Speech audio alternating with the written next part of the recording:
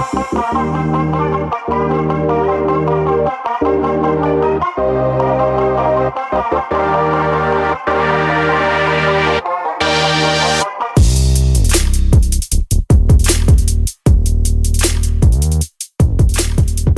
you for checking out Real Talk Personal Finance. Shit's about to get real. Cashflow King with you today. And in today's episode, we have Perspective Shapes Everything, Overemployed Feedback, and Ghost Jobs. Thanks so much for tuning into the show. As always, we really appreciate it. Hope everyone's having a great day today. I want to start off by going over some feedback that we received regarding the Overemployed episode. Obviously, if you haven't listened to it, feel free to go back and do that. But it's been out for at least a couple of weeks now. We've had a little bit of time for folks to listen to it and to provide some feedback on it. So I wanted to share some of that with you guys today. Also, I got some feedback on my sound and the microphone, and one of the folks that wrote in mentioned that, especially on that particular interview with Cashflow Rockefeller Prince, they said that my mic and my sound was extremely loud, his not so much, and they had to constantly adjust the volume. I know that's not the only show where that's likely happened.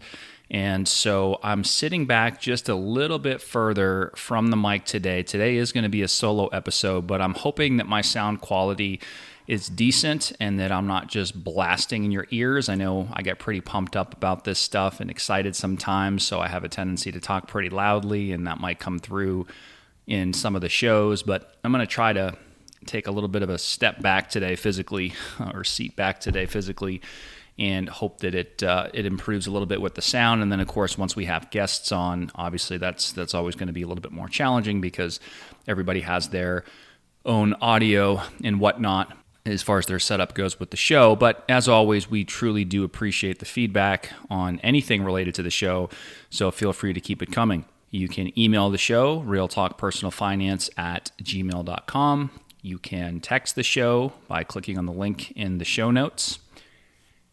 And that's basically that. So without further ado, I don't have really any announcements today. I want to kind of get right into it. And as I mentioned in the last episode, the past couple before last week were fairly lengthy. So the next couple are probably going to be fairly brief, and we'll continue to try to mix that up. I think the ideal episode length, at least from a listener standpoint, when I listen to other podcasts, is probably somewhere between 25 and 50 minutes. But there are certainly shows that go. I listened to one this morning that went for an hour and 40 minutes, and other times that show is 45 or 50, and there's some shows I listen to that are never longer than 17. So I'm trying to find a sweet spot, but I realize that my number one goal is to have the episode capture the content that it's intended to capture, regardless of how long that takes, within reason. So I'm never going to pull a 3-hour podcast, I hope, but if it takes an hour and a half versus 40 minutes, then we will adjust accordingly. So with all that said, let's go ahead and get into the feedback on the Overemployed episode. Once again, very special thank you to one of our premium subscribers, Cashflow Rockefeller Prince, for being a featured guest on that show. I really enjoyed recording the show with him and enjoyed listening back to it several different times, but it did generate some mixed feedback. So I kind of want to go over that for the start of today's show. I had a couple of folks that reached out that know me personally and reached out via phone. I had one person call me up, and they thought that it was kind of shady and were, I don't want to say a little bit taken aback, but a little bit surprised by the content of the episode. I had somebody else call me up that was just laughing and just saying how they thought he was a real hoot and it was really funny and really entertaining the whole way through. So, I got a couple calls like that. The other pieces of feedback, I have 4 bullets today I'm going to read to you guys, came in written format. So I'll read through each of those. And I will say that it is mixed, but I thought, in going through this and taking into consideration some of the folks I know, some of them I may not, that send in this feedback, there's going to be different perspectives on this, right? We all have a a past when it comes to employers and employment, whether you've never been employed and you somehow started a small business from scratch, or maybe you were an employee and now you're a small business owner, or maybe you went into business for yourself and it didn't work out and now you're an employee, whatever the case might be. We all have a past and a background that helps to shape, I would say, our perspective on this. So for those that have had certain experiences, I have a feeling that that's going to give us a tendency to react one way versus another in terms of our feedback on a show like this, right? So if you've had a fucking terrible experience with an employer and you just feel like they've been completely unfair to you, you probably are like, hell yeah, overemployed all the way, let's fucking go. Then there's other people that maybe, and this probably doesn't happen as much today, but if you look back historically, maybe you worked for an organization for decades, and back then there was some company loyalty and they took really good care of you and all those sorts of things. You might look at or listen to a show like this and say, you know what, I think this is kind of bullshit, right? So it really does depend on where you sit, and I think that's true with anything in life, that perspective is really going to shape the way that we see the world, you know? So anyway, without further ado, let's jump into some of the feedback I got. So the first one says, quote, I don't think it's morally wrong. I think jobs are output based. You should be asked for a certain amount of output according to your position. If you're a high output worker, you can get shit done faster.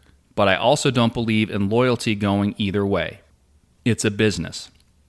You're employed while it's beneficial to the company, and vice versa. So I guess my take is, get as many J's as you want/can, but don't bitch if consequences come knocking. Otherwise, have at it.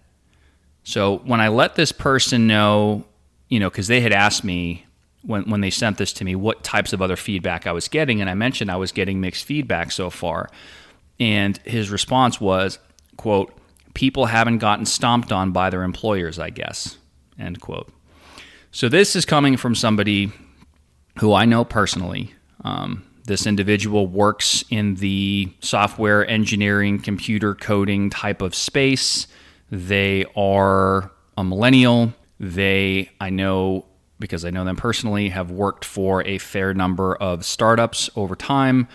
And in some cases, their compensation, a large chunk of it, was equity-based and not necessarily in the form of a salary. In other words, they've taken lower-paying jobs for the large, you know, asymmetrical potential upside that some of these startups could have.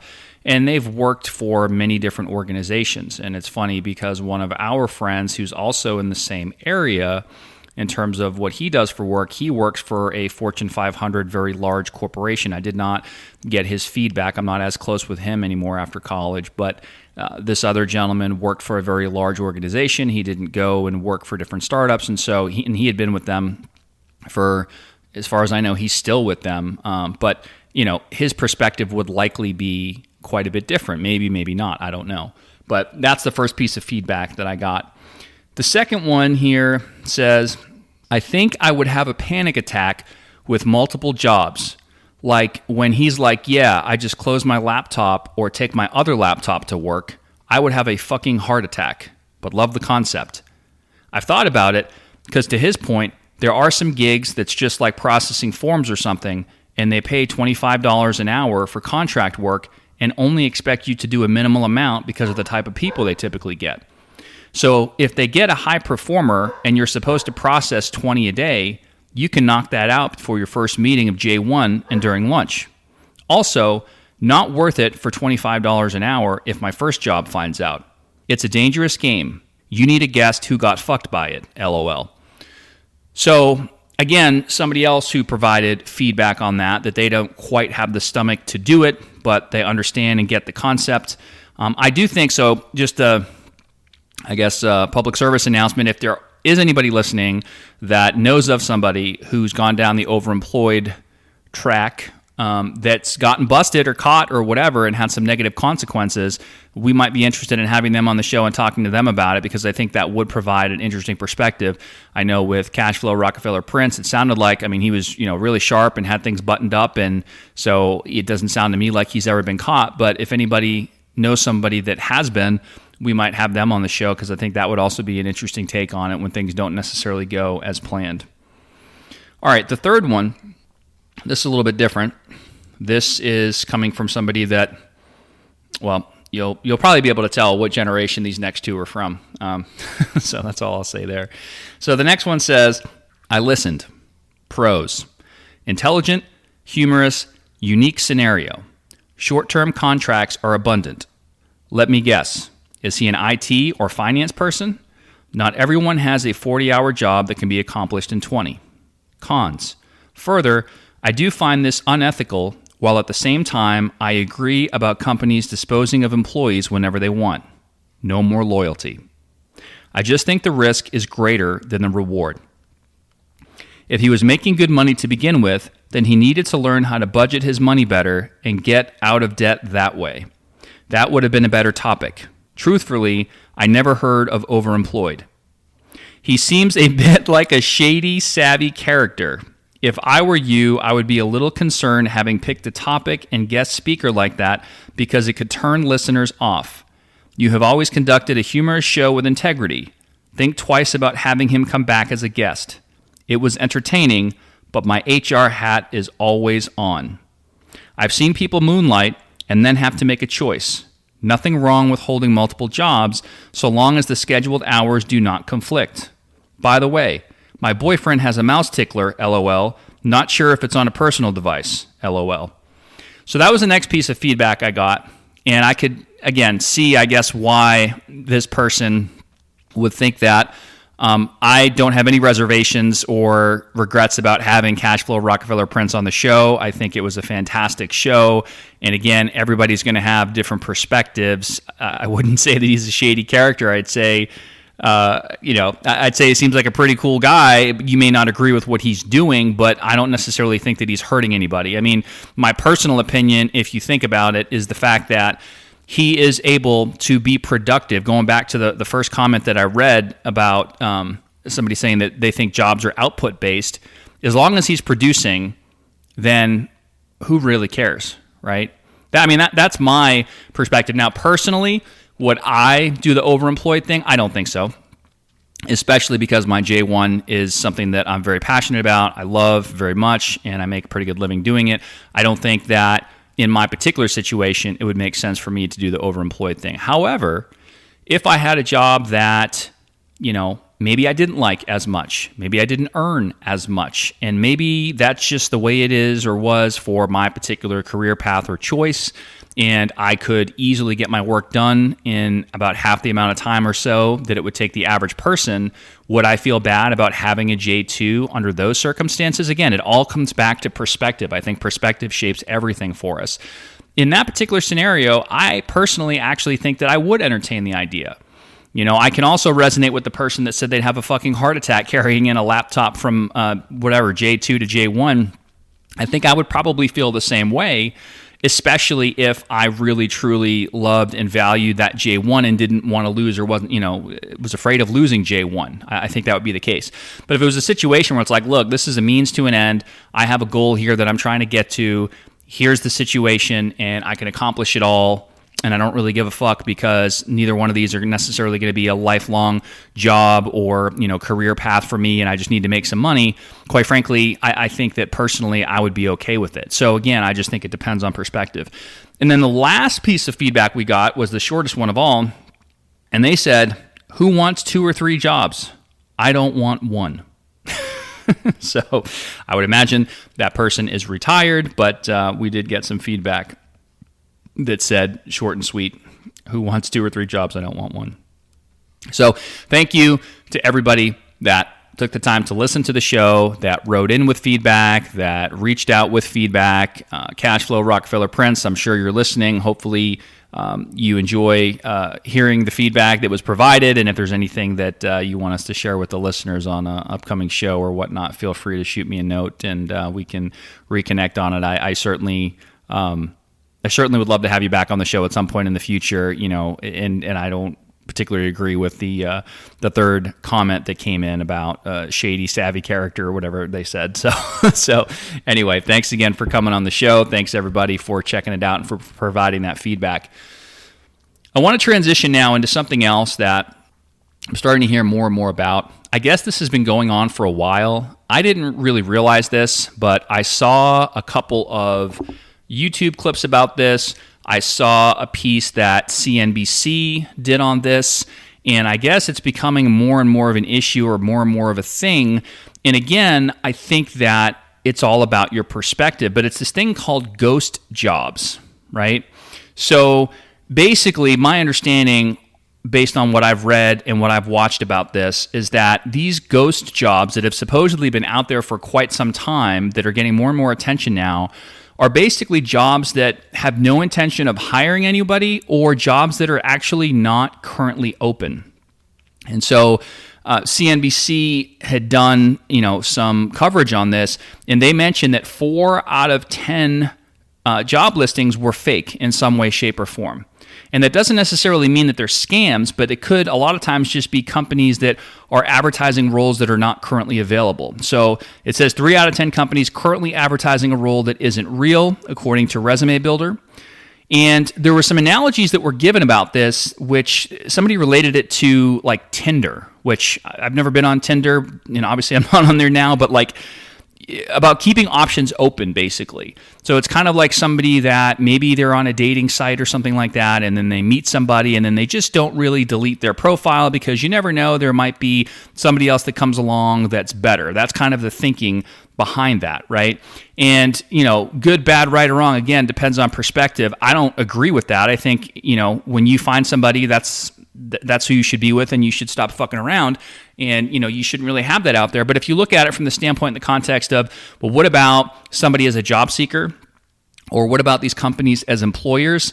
Like, how is that different?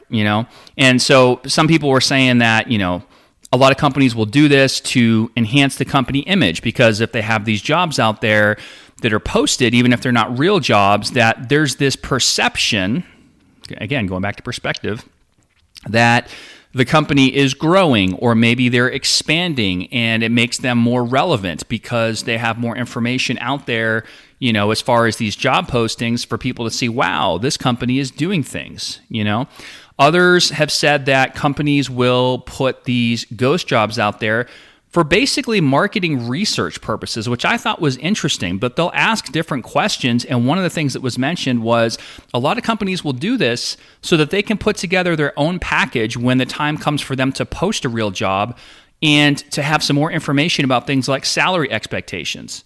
So if they have a bunch of people applying and a bunch of people providing this information to them about what they're expecting and those sorts of things, by the time the company gets around and saying, hey, we actually need to go ahead and fill a position now, and based on the information we've collected from everyone that's submitted to these ghost jobs, we kind of have an idea now from a compensation standpoint, for example, what that package needs to look like, And so from the company standpoint, they probably think, hey, they're not doing anything wrong, right? But if you look at it from the job seeker standpoint, it's like, hey, this creates a false sense of hope for a lot of people, because you got all these jobs that are posted, and yet reportedly you have people sending out hundreds, possibly even thousands of resumes, cover letters, and they're not even getting a fucking interview.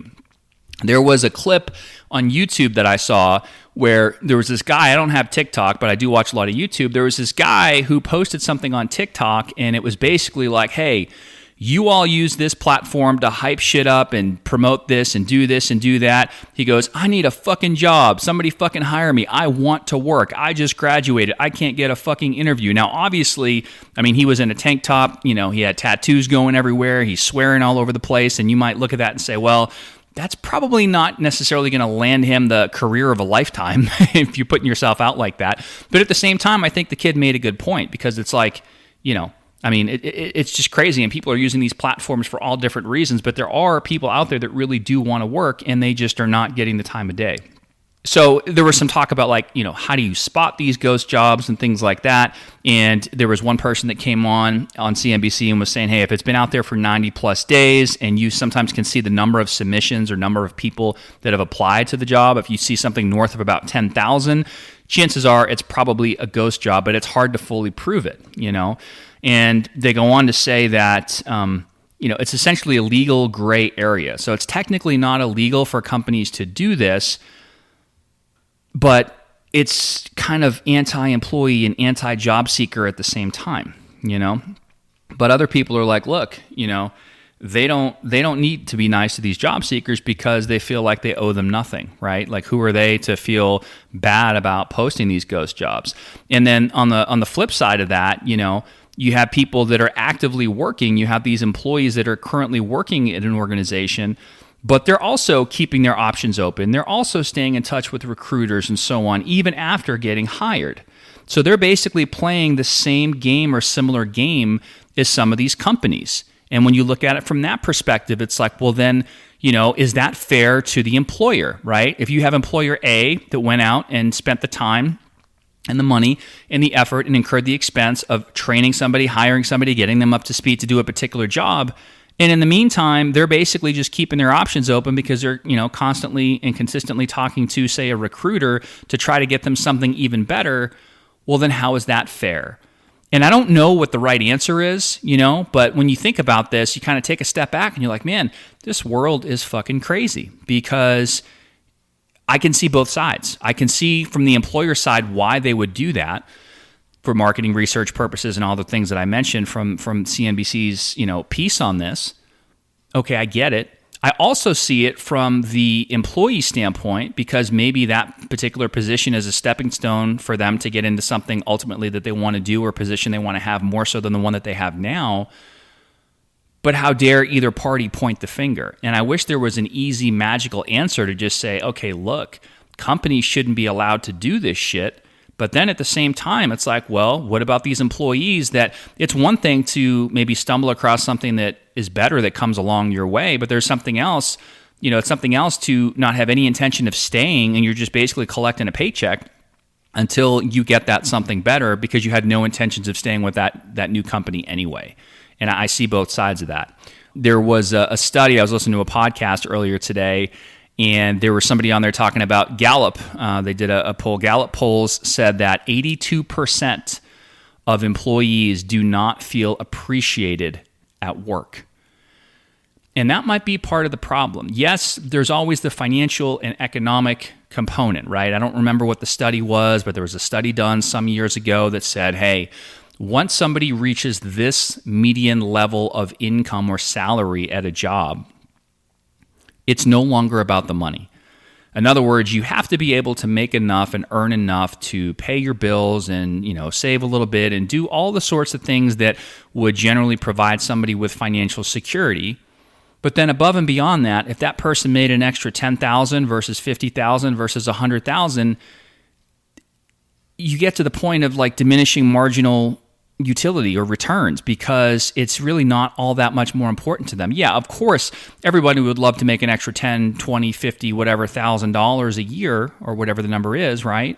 But at the same time, once your baseline needs are met, a lot of people would stay in a position where they did feel appreciated. They felt like their work mattered. They felt like they make a difference. And even if they made less money. If you look at this being a personal finance show, and we've talked about this at different times on the show before, if you look at this whole FIRE or financial independence retire early community, or just the FI, the financial independence community, there are different reasons that people pursue financial independence. But one of the things you'll often hear about is that people just want to get money out of the way to be able to focus on the things that they want to focus on and focus their time doing later. So you might be the stereotypical, software engineer, for example, that makes a bunch of money, but maybe you like that position, maybe you don't, but maybe you'd really rather be doing something else. But the money and the career is a means to an end. And so you make all this money and you invest all this money and you get yourself to this point of financial independence so that you can simply do something that you feel as though might be more meaningful to you. And so then you basically, quote unquote, fire, or you retire early, if you will, and then you go do something else where you make a fraction of the money, but you feel much more fulfilled, or it's something that's a passion project of yours that you really want to spend your time doing.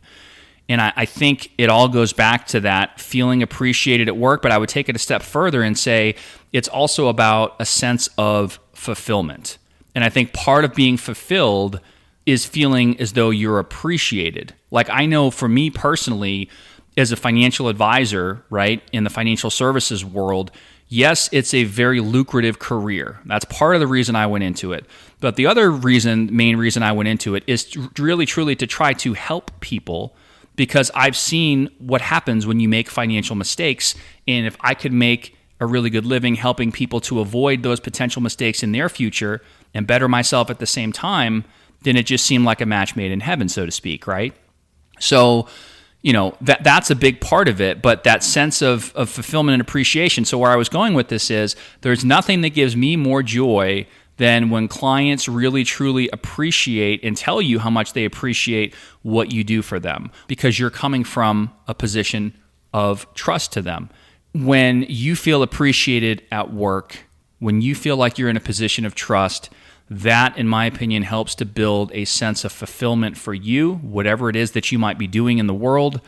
So the point is, I think that when you're doing something and you feel appreciated, when you feel like you're in a position of trust and you feel as though you're fulfilled, then there really isn't necessarily a need per se to keep your options open, other than for the fact of, hey, what happens if I work for a larger company and they let me go, or even a smaller company and they let me go, right? If I'm not self-employed or own my own business, if I work for the man, so to speak, that's always going to be in the back of people's minds. But short of that, if you're doing something where you feel appreciated, you feel respected, you feel fulfilled, it's what you want to be doing, I think from an individual worker standpoint, that alleviates the need to always be looking.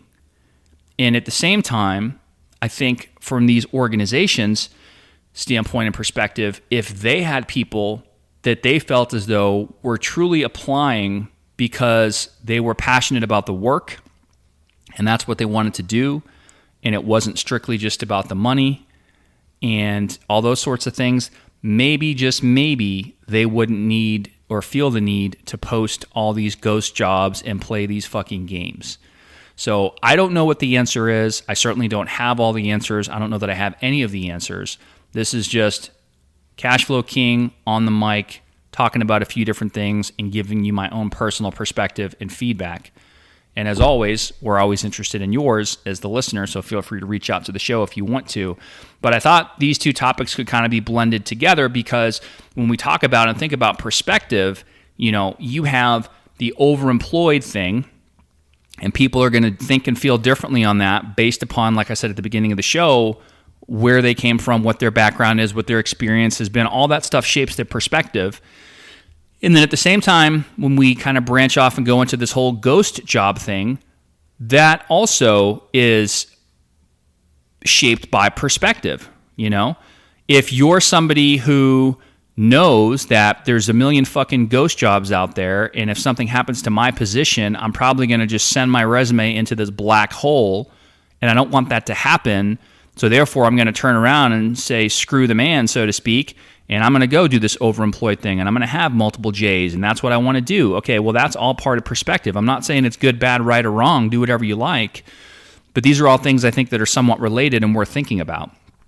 So anyway, I thought that would be interesting to talk about on today's show. I think that whether you agree or disagree with the overemployed thing, and whether you agree or disagree on the ghost job thing, both from the perspective of the company as well as the perspective of the job seeker or even the current employee, it all comes back to your perspective shapes everything, right? You might agree with one way or not the other way. Of course, the company's going to think that, they have every right to do what they're doing, but shame on the job seeker for keeping their options open, or the current employee for keeping their options open, or the job seeker that doesn't really want the job, but they're going to take the job because they need a paycheck only to move on to the next thing, right? So again, it depends on where you're coming from, but I see essentially all sides, and I just thought that it would be an interesting show to try to bring those things together, if that makes sense.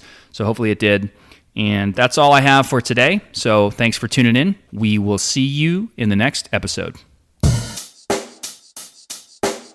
Check the mic and make sure it sound right, boys.